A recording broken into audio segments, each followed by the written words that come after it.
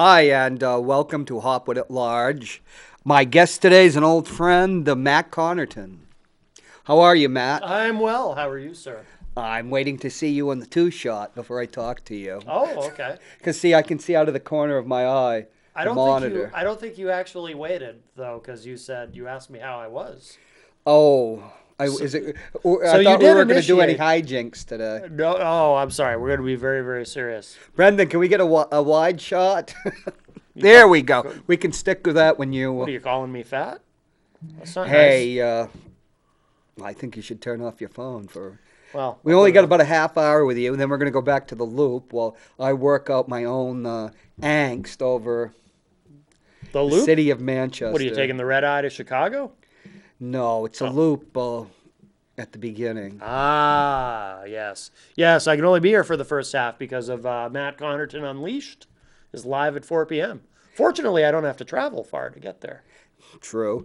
Hey, I brought you on, and you agreed to talk about depression. You've been very open about depression, Well, which actually, you is... told me we're going to talk about hypnotherapy, but we can talk about Oh, you want to do depression. that first? We can talk about either one. We can talk about both. We can talk about one of them. We can do whatever you want. What do you want to do?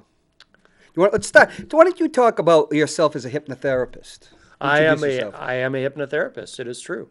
Yes, I was thinking about it earlier. It's been almost 15 years now that I've been a hypnotherapist, which Right. is hard to even fathom. I still vividly recall because when I decided to get into it, I literally remember phone books.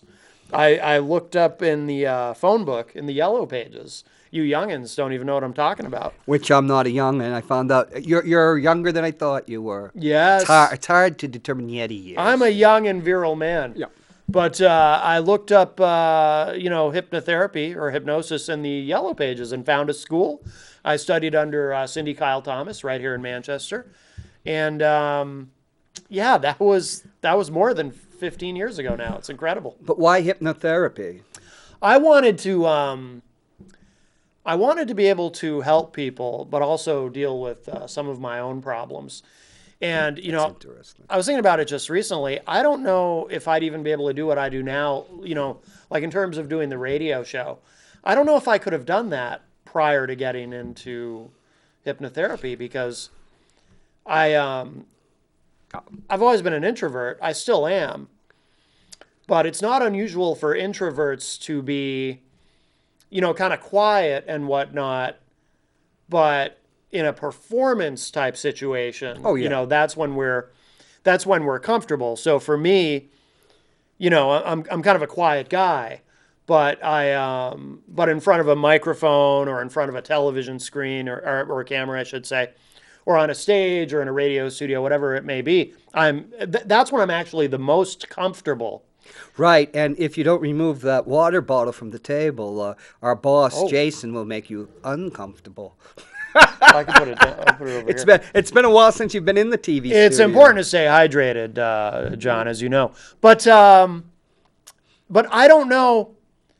I don't know if I could do any of this prior to learning hypnosis because Why? that's how we start. We learn to hypnotize ourselves. Oh, Because I was always an introvert, but now I'm able to not come across as an introvert when I'm in any kind of, like a situation like this. Again, I'm very comfortable in front of a microphone, in front of a camera, whereas I used to be just terrified of everyone and everything in any situation. anxiety. Oh, yeah. Like when I was a kid, any kind of presentation that we would have to do in class was terrifying to me. It would just fill me with dread because I was such an introvert. Not only was it difficult for me to socialize with other kids, but I also just getting up in front of a class or reading aloud when we would have to read aloud from a book and go around the room. Oh my God, that was the worst thing in the world. Whereas if I were the way I was now back then, I actually wouldn't have had any problem with that. And those would have been the moments that I was the most comfortable. That's I was thinking, so you weren't a showboat in No. school that wanted to be up there and reading. It's funny, Dennis Johnson, not Dennis Johnson, it's Dennis. There was a writer I know of that said he was very shy and he masked it with aggression. And Your father was a psychologist, right? He's still alive. Okay. Well, he's dead to me, but I'm kidding. That's a joke. I have a very dark sense of humor, as you know. Yes, as we can find on Matt Connarton Unleashed in the Yes, afternoon. yes. No, I love my father. He's a wonderful man. But Freud, of course, who's considered the father of modern psychology, because psychology used to be part of the philosophy department, like William James, the great American psychologist, was philosophy. Then you're delving into the mind. But of course, Freud was a medical doctor. He practiced hypnosis on his first patients. Yeah. Yeah, it allowed him. What would it allow him to do? What would it allow him to access? And this is back in late 1880s, 1890s. I don't know if access is even the right word, because a misconception that people have about hypnosis is that, well, I'll put it this way. I don't know how many conversations I've had with people where they say to me, well, I'd be afraid to be hypnotized because I don't want to reveal anything. Yeah, oh yeah. Like, I don't want to reveal any of my dark secrets or anything like that. And it's like, no, it doesn't work that way. In fact, in most situations, you don't say anything. If you're being hypnotized, I'm doing all the talking. I'm talking you into a state of hypnosis. I'm then giving you a series of positive suggestions and ultimately bringing you back out of it. You might be doing some talking if maybe I'm trying to... I had one instance where I had to try to help someone find something. What do you mean find something? They had misplaced literally something. Find something? Yeah, this man... He had bought a very expensive piece of jewelry for his wife, and he had hid it somewhere in the garage. It's like a wedding ring on a man sometimes disappear because they're taken off. Well, that's a little on a business trip. That's yes. Well, that's a little different, John. Oh, okay. That's a different scenario. JC. Yes, JC. Oh, okay. We're doing that. But John Claude. John Claude. Yes, Jean-Claude. that's Maybe. But is it John Claude or Jean Claude? John Claude. It is John Claude. All right. Yeah. So we're going with the hard J. But yeah, he had. I think it was an anniversary gift for his wife, and he had hid it somewhere in his garage. But he had bought it like 6 months in advance. Couldn't remember where he hid it. Did he find it? Yes. You mean you have that stuff in your mind? Yeah. You don't forget. What people don't realize is we file everything away in our subconscious minds, but your conscious mind can't handle all that information. I can take you back to the day of your birth under hypnosis. It's in there. It is in there. I wouldn't doubt It's in your memory. I've done it. I've taken people back to the day of their birth. Have you taken them back into the womb? Well, I have done past life regression. I don't believe in that. Well, most people don't. Jeez. It's one of your top fans who complains that she's not a top fan of yours. The Honorable Heidi Hamer? Yeah, she's fascinated by Michael Jackson, but could you have helped Michael Jackson? No, he's actually passed away. Well, you do past lives regression. I'm not a medium. Well, I'm not I think you're confusing me with someone who can contact spirits and so forth. Could you have helped him when he was alive? Or was he just? Boy, you're not a psychologist. You're not a psychiatrist. Yeah, that would be a tough. That'd be a tough case, John. I'm sorry, John Claude, JC. So you're just going for this is like specific therapy. It's like a bullet towards something rather than shotgun. Because when you go into analysis like Freudian, it can take years, and you're just talking, and it's like they're slowly strip mining your consciousness. Right. It's almost like panning for gold. You told me that oftentimes a problem can be cured by in hypnosis in one session. Oh yeah, the most common thing we were talking about this was some folks in the green room earlier. While we were waiting for you. You can name them on my show. It doesn't matter. That's a joke for the radio. Yes, a little inside. No, but we were talking in the green room, and the most common thing people come to me for is to quit smoking, by far. And we can do it in one session. And when I was studying for my certification, Cindy Kyle Thomas, the instructor, I don't think she's still teaching, but she said that it's kind of an old school way of approaching it when, sometimes a hypnotherapist will say, well, you have to buy a package. and we're going to do 5 or 6 sessions, and then at the end of the sixth session, you'll finally be a non-smoker. And she said, the truth is, and it's not that they're doing anything nefarious or trying to steal from you. It's just that is how it used to be thought of. That's what it used to be believed, that you needed that repetition, when in reality, you can do it in one session. Same with phobias, basic phobias, just one session. Well, cognitive behavioral therapy, which I've used for anxiety and many other things, that came out originally where they were dealing with phobias like fear of flying, fear of spiders and that. Yeah. And of course, that's supposed to only go 12 sessions, which it can actually work in 12 sessions. Yeah.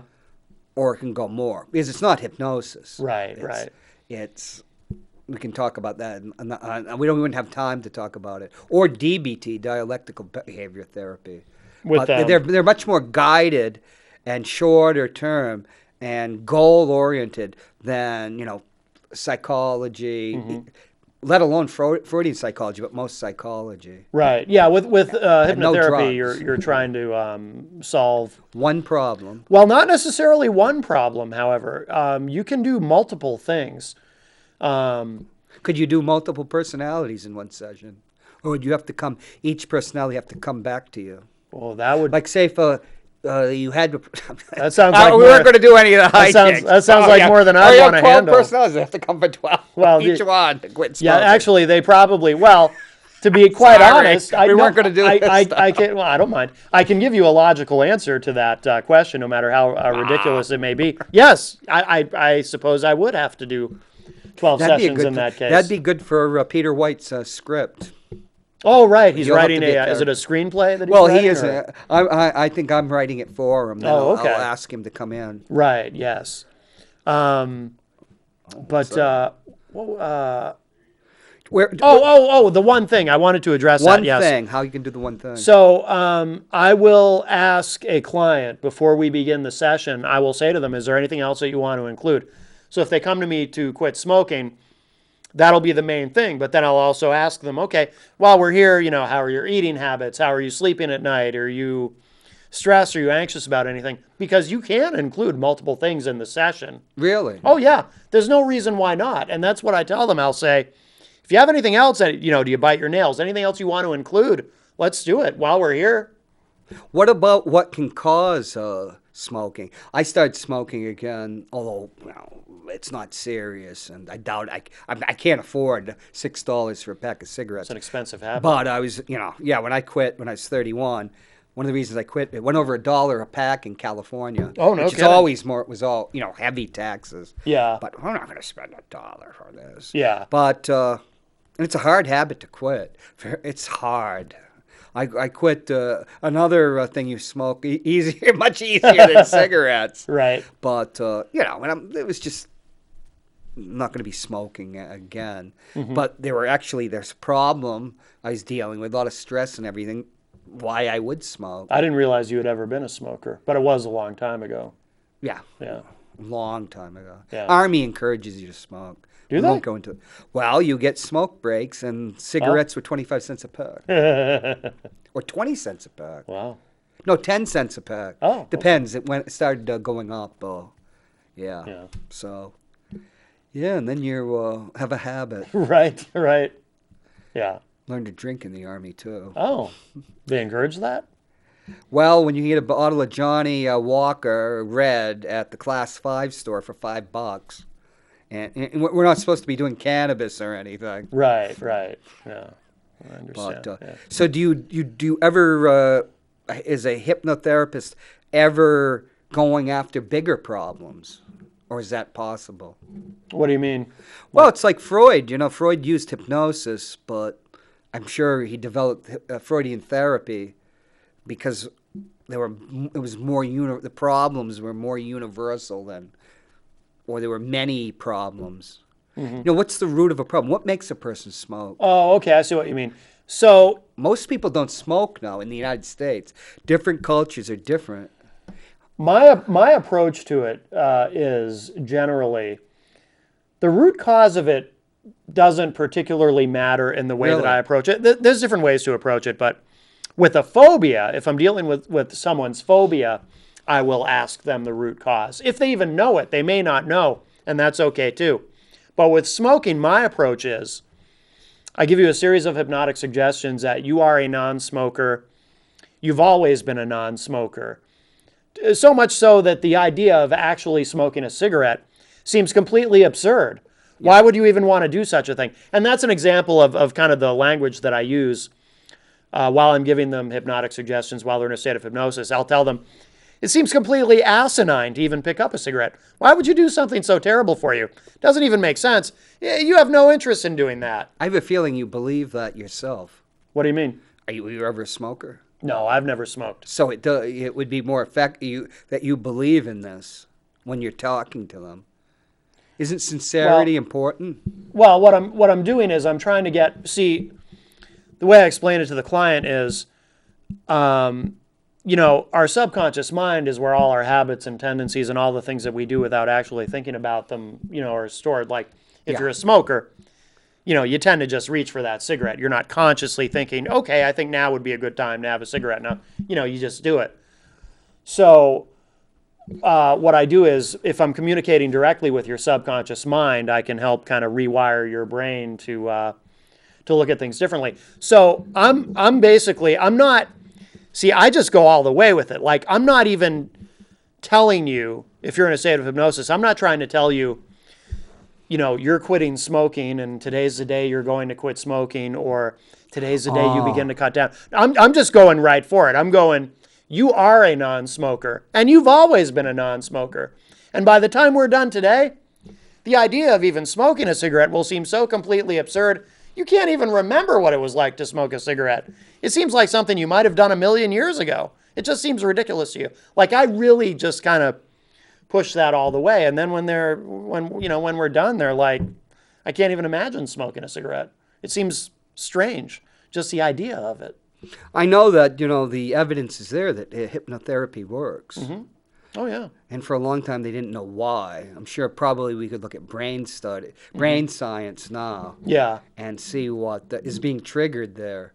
But they have to want it to work, and that's very important because when I'm talking to a client and I pay very close attention to the language that they use. And usually when a client's talking to me, they'll say, I really want to quit. It's important to me that I quit, and that's why I want to do this. Once in a while, doesn't happen very often, but once in a while I might have a prospective client who says to me, yeah, I figured I might try this because I kind of want to quit, or I don't really want to quit that much, but my family kind of wants me to do it. Family pressure. And then I have to tell them, I say, well, it doesn't sound like, if you're telling me you kind of want to quit, but it's not really that important to you, this isn't going to work.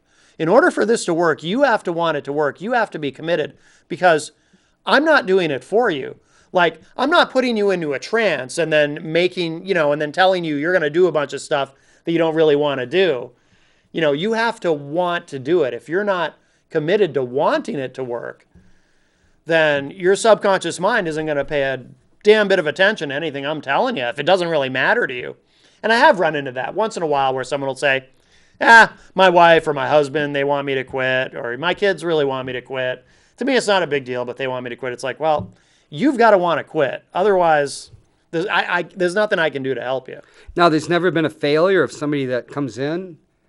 I'm sure. Nothing's 100%. What about with your practice? But see, in order for me to know that, it's impossible to know because everyone I've ever done a session with would have had to have kept in touch with me and kept me updated. I think the National Guild of Hypnotists, of which I'm a member, I think the last I saw, they estimated roughly a 92-93% success rate. But it's impossible to be sure. It's one of those things. There's no way to really statistically track it because it would require everyone who's ever gone through that process to update you somehow. Drugs. Can it work with narcotics, with narcotic addiction? Theoretically, yes. That's some powerful chemistry you're dealing with. Yeah, I don't get into that. I'm not because there's also clinical hypnotherapy. I'm not a clinical hypnotherapist, so I haven't had that additional training to deal with that. What is a clinical hypnotherapist? A clinical hypnotherapist has precisely that kind of training where they can really They have to be very careful, but yes, they can go that far. So if they want to try to help someone with heroin or some other addiction at that level, because now we're talking next level stuff. Right. It's more powerful than nicotine. Yeah, in theory, I mean, I don't know if in terms of addiction, I don't know if it is or it isn't, but I know that legally, I'm not supposed to go there without that clinical certification. So I don't. Oh, okay. Yeah. I mean, I can talk about it. I just can't.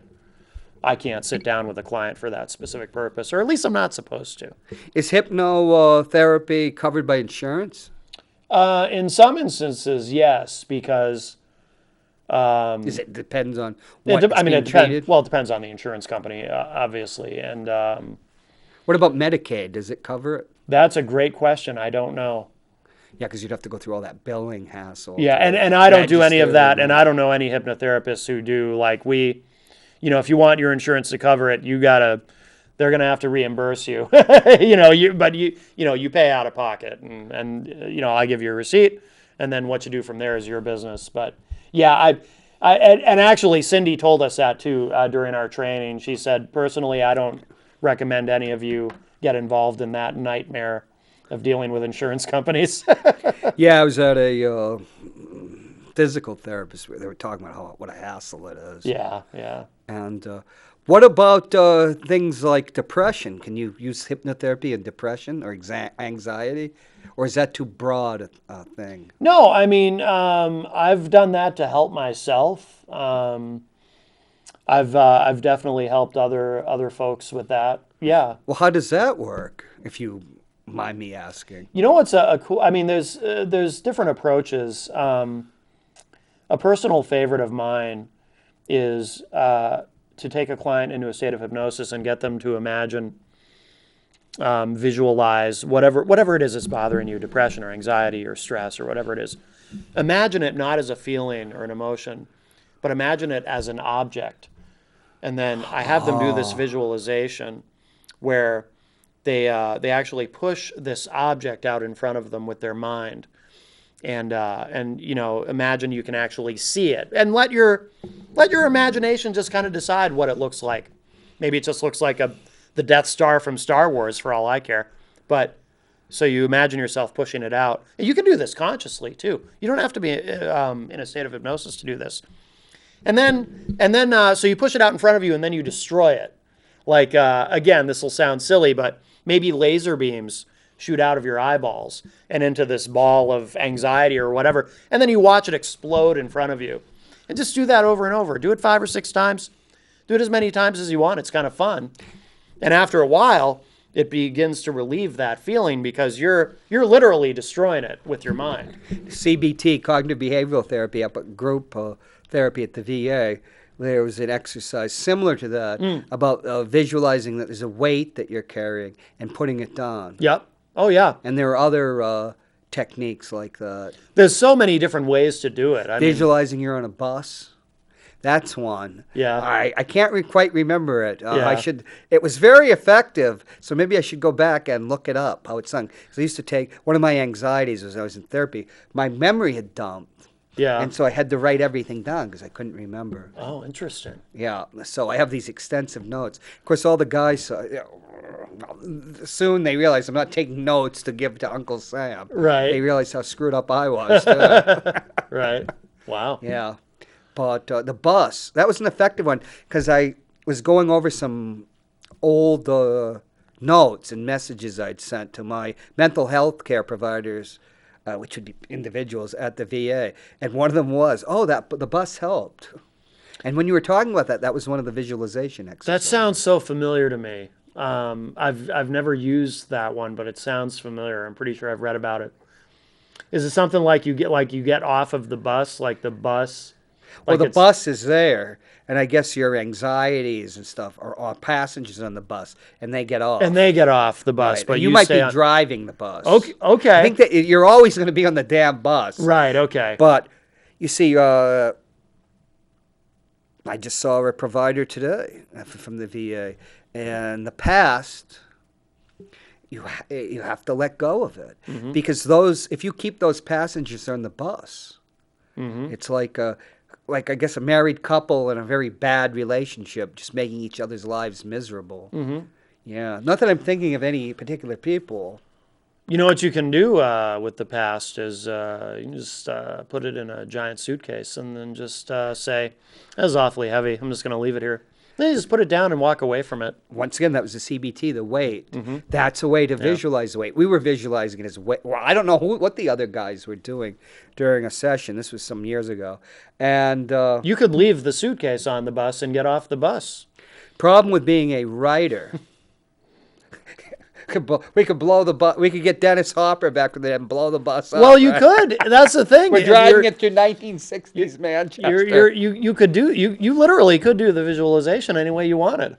I think Manchester looks better without that building, but we're not going to talk about the building. What year is that from? This picture. That's got to be at least. Let's see the cars.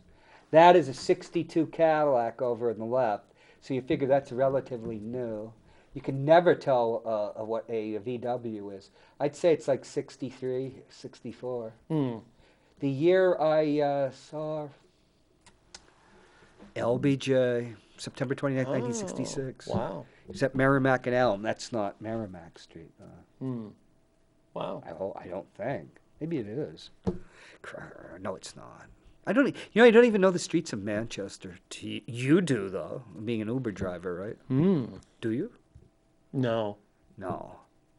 You're gonna have to keep watch on the time. I have no idea. Yeah, it's actually about 3:30 now. Oh well, if we have some, we can always talk about. Maybe we should do a radio show about stuff like this. Yeah, it's interesting. Time went by very fast. Yes. We're gonna put on the loop, and I'm gonna go try to find another guest because my other half-hour guest, Mikey Weinstein, couldn't call in. He's all of a sudden things in the case of the Bible in the box up at the VA and other stuff is accelerating. Oh, wow. Interesting. Accelerating in a positive way? No, just the litigation is. And, hey, do you have any anxiety over Donald John Trump visiting Manchester, New Hampshire tomorrow? No, I'm going to stay away. I mean, it's going to be right up the street. I'll be on the air 4 to 6 as I am every weekday. And then... Just go home? Yeah, because, I'm not... I really don't want to look at the circus either. Yeah, I mean, too many circuses. Well, it's too late to get tickets, right? It's sold out, I think. Glenn, Mary, LeMay, and even Carol Robideau, we haven't been approved. You've been to... Yeah, Glenn actually showed me the rejection letter.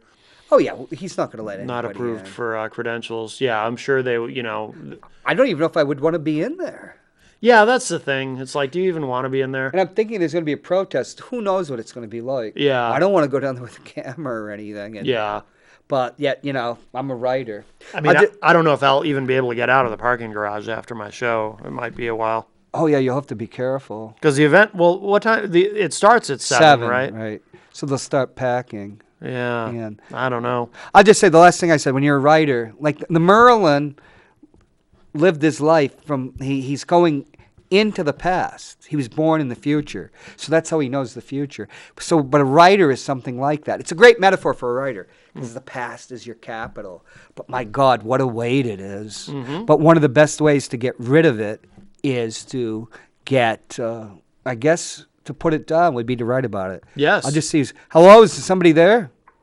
Yes, it is. Who's this? Mary, Cruisin' Mary. Oh, how are you? Never mind that we wasn't approved because they said that we were fake news. Well, we're not fake news. We only tell the truth. They actually said that? They don't like it. He actually said that? It's actually there? It was there, yeah. They called us fake news on this channel. Wow. That can't be serious. It's not fair, no, because everything that's been, because we did Senator Warren, we did, what's his name, Dean, we did Biden, I forgot who the other ones we did. Yeah. Everything was not edited. Yeah, That's why they don't like it, because we will not edit anything. You tell the truth. If you don't like it, it's too bad. Well, maybe you don't know what's going to happen inside there tomorrow. Maybe it's better for you not to be there. I warned a friend of mine not to. Yeah, I will do my show tomorrow, And after that, then I'll head back home after that. And you're giving away some Fisher Cats tickets, aren't you? Yes, I am. Yeah. Glenn's got some tickets, too, to give away. Okay. Wow. Well, thank So you. anybody calls in, or if anybody wants some tickets, I got them, and Glenn's got some. Okay. Matt's about to leave us, and we're going to throw up a loop while I go try to find another guest. By the way, Norm is coming up at 4, right? And Yeah. I hypnotized Norm something like a decade ago to quit smoking. He hasn't smoked Yeah, since. he did. Yeah, I saw that one when it happened. You did a good job. Thank you, Mary. Yeah. Could you hypnotize me to be not obnoxious? Well, I'm a hypnotist. I'm not a magician. Not a miracle worker, huh? No, sir. Okay, Mary, thank you. And thank you, Matt. Thank you, John. And Or JC. JC. Bye, Mary. Well, I'm going to take a break. Hey, Brendan, can you run the loop of the water?